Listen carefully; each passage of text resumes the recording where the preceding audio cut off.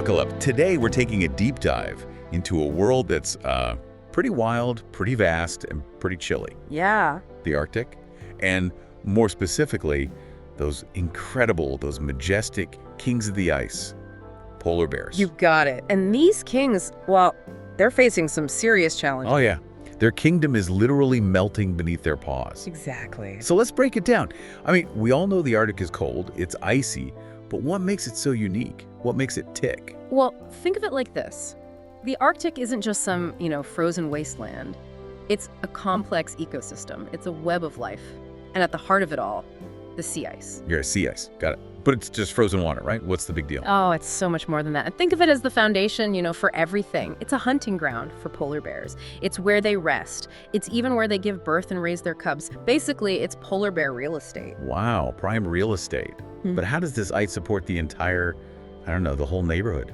It's all about the food chain. One thing depends on another. It all starts with, get this, microscopic algae. And these little guys, they thrive under the ice. I know the ice. Wow, that's pretty hardcore. Yeah, well, they're tough. And, tiny little crustaceans like krill, they feed on that algae. Then fish come along, they eat the krill.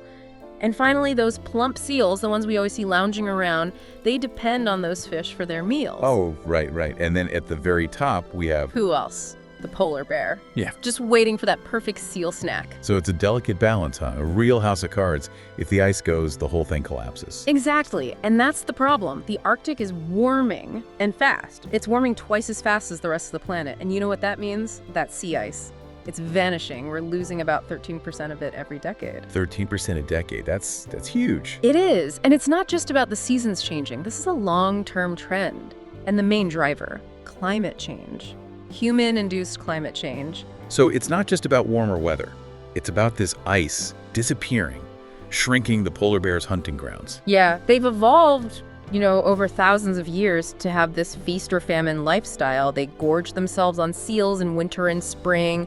They pack on the pounds, build up those fat reserves. Right, it's like bulking season for polar bears. It is. Those fat reserves are essential for when the ice melts in summer. They need those reserves to survive the lean months when they're forced to fast. Okay, so they stock up when times are good to survive the lean times. But what happens when those lean times, those fasting periods, become longer and longer? That's the issue. Climate change is stretching those lean times out. The ice melts earlier and it freezes later. That means less time for polar bears to hunt and build up those crucial fat reserves, and longer periods without food. Well, they're going to get hungry. Malnourished even. Exactly, and weaker. We're seeing this happen already. And I imagine this is especially tough on mothers, right? I mean, they have to feed themselves and their cubs. You got it. These moms, they have to gain a massive amount of weight to support their pregnancy, then nurse their cubs, sometimes for 8 months straight. And without those fat reserves, well, their milk production suffers. Oh, wow. So the cubs, they're born smaller and weaker. Sadly, yeah. Their chances of survival go down, down, down with every shrinking piece of ice. So we're seeing these ripple effects throughout the entire polar bear population. But are there places where it's, worse than others? Where this is hitting hardest? There are. Take the southern Beaufort Sea. Their polar bear population has crashed, down by an estimated 40% in the last decade alone. 40%? Wow, it really makes you think, what happens if this keeps going? If the ice just keeps shrinking? Right. What if they have nowhere left to go? And it's not just about the numbers, right? It's about these individual bears struggling, trying to adapt to this rapidly changing world. We're hearing stories of, some pretty unusual behavior. Yeah, these are desperate times. We're seeing polar bears spending more time on land. And, food's scarce there. It's not as nutritious.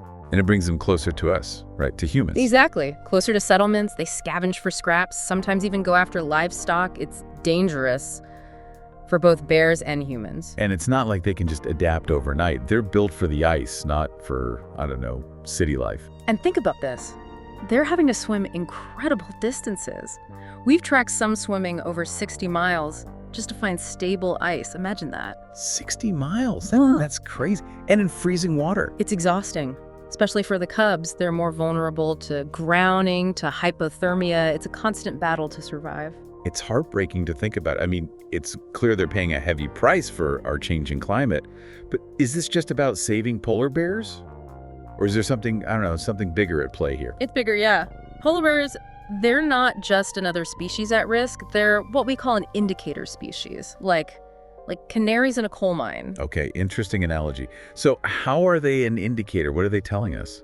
Their fate, their survival, it's directly linked to the health of the Arctic and to the health of the whole planet, really. Okay, now I'm really intrigued. Explain that connection. How does what happens in the Arctic affect the rest of us? Think about it. The Arctic ice sheet, it's like a giant mirror. It reflects sunlight back into space, keeps the planet cooler. Right, so less ice, less reflection. Exactly. As that ice melts, that darker ocean water underneath, it absorbs more heat. It's like, when you wear a white t-shirt on a hot day versus a black t-shirt. Yeah, you get much hotter in the black one. Right. So the more ice melts, the warmer the planet gets, which melts more ice. It's a vicious cycle. A vicious cycle. And that's the albedo effect. That's it. And it's got huge consequences. Yeah. Rising sea levels, shifting weather patterns, more extreme weather. We're talking impacts all over the world. Wow, so this isn't just a polar bear problem, it's a global problem. It is. The polar bear's plight, it's a wake-up call for all of us. What happens in the Arctic doesn't stay in the Arctic.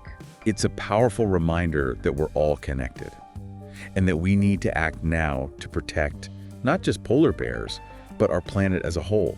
Yeah, it really is a wake-up call for the entire planet. It makes you realize that we're all in this together, right? Yeah. I mean, the polar bear story, it's our story too. Absolutely it is. So it's a dire situation for sure. But I gotta believe there's hope, right? I mean, what can we do? What can we as individuals do to help, to turn things around? Oh, there's a lot we can do. More than you think, probably. Really? Like what? Well, first, I think it's about understanding our own impact on the environment. It's the little things, like cutting back on our energy use. Right, yeah. Simple stuff, like taking public transport, riding a bike, thinking about what we buy, how much we buy. All that stuff adds up. It's those everyday choices, right? Yeah, those little acts of conservation. Multiplied by millions. Exactly. And it creates a movement. Yeah, a movement for change. Yeah. But it can't just be about individual actions, right? We need bigger changes too. Oh, for sure. We need systemic change. Governments and industries, they got to step up too. We need them to get serious about reducing greenhouse gas emissions. Big time. So what does that look like? I mean, what kind of changes are we talking about? Well, we're talking about investing in renewable energy, promoting energy efficiency, protecting our ecosystems. That's a big one. Right, it's about changing the way we do things. Changing our whole economy, really. Yeah, transitioning to a low-carbon economy, making sustainability a core part of how we live. A huge task. Yeah. But, I'm hearing some optimism in your voice. Well, yeah, I mean, the challenges are huge, but there's also a huge opportunity here, an opportunity for innovation, for working together. We can take this crisis and turn it into something positive. I love that. So it's not just about doom and gloom. No, it's about solutions, about creating a better future, a more sustainable future, a more equitable future. Right. For everyone, not just polar bears. Right. And, nature itself, it can teach us a lot. Think about the polar bear, the way they adapt to those harsh conditions, pushing the limits of survival. They're resilient. Yeah, they're incredible animals. Yeah. Speaking of resilience, what about the research that's happening, the conservation efforts? What's being done to actually help polar bears navigate these tough times? There's a lot of great work going on, actually. Scientists are out there studying their behavior, their genetics, their health, trying to understand how climate change is affecting them. So using science to inform our actions. Exactly. And they're coming up with innovative approaches to, reduce those human-bear conflicts, like community-based monitoring programs. Yeah. Using deterrents to keep bears away from settlements. So like keeping them out of trouble. Yeah, minimizing those dangerous encounters. Right. So it sounds like there's hope, right? That we can learn from what's happening and use that knowledge to protect them. Absolutely. But it takes collaboration. Scientists, conservationists, local communities, policymakers, everyone working together. Right. Because this is a complex problem, but it's a problem we have to solve, right? You do. If we want to see polar bears thriving in the Arctic, if we want our planet to continue to support life. It's a shared responsibility. Yeah. But it feels like a pretty daunting one. It is. But look, the polar bear's story, it's a call to action. It's a call for all of us to act with urgency, with compassion, to really understand how connected we are to each other and to the natural world. It's time for us to step up. Yeah, it really is a powerful message. And it makes you think, it's not just about these big sweeping changes. Right. It's about what we do every day, those small choices. Absolutely. It's those small things multiplied by millions of people that can really make a difference. Yeah. Like if we all made a conscious effort to, use less energy. Yeah. Be more mindful of our waste. Support companies that are, actually trying to be sustainable. Exactly. That's that butterfly effect, right? Yeah, the butterfly effect. Even the smallest actions can have, huge consequences. Right. It means we're not just, along for the ride. We're actively shaping the future of this planet. And that future hopefully includes polar bears, thriving in a healthy Arctic. I hope so too. A testament to nature's resilience and our own commitment to protecting it. Wouldn't it be amazing to see those ice sheets that were once, a symbol of a planet in trouble, to see them become a symbol of our ability to turn things around? Symbol of hope. Exactly. A symbol of our ability to innovate, to find solutions, to create a world that works for everyone, for people, and for the environment. Now that's a vision worth fighting for. A world where the polar bear's story isn't a tragedy, but a success story. Yeah, a success story. A testament to our compassion, our ingenuity, Yeah. our ability to come together and solve, even the toughest challenges. At the end of the day, this story isn't just about polar bears. It's about all of us. Yeah. It's about our relationship with nature. It's about the legacy we leave behind for the generations that come after us. It's a reminder that we're all connected, that our actions have consequences, Right. and that we have the power to create a better future. For polar bears, for all of us. So as we wrap up our deep dive here, into the world of polar bears in a changing Arctic, I want to leave you with this question. Okay. What can you do in your own life to tread a little lighter on this planet? Yeah. What actions will you take? What Yeah. choices will you make to contribute to a brighter future for everyone? Think about it, and then take that first step. Because even the smallest actions can ripple out and create a wave of change. Yeah. That's a journey we're all on together. Together. One that demands courage, compassion, and a commitment to protecting this incredible planet we call home. Well said. And that's it for our deep dive today. Thanks for joining us. We'll see you next time for another adventure into the world of science and exploration.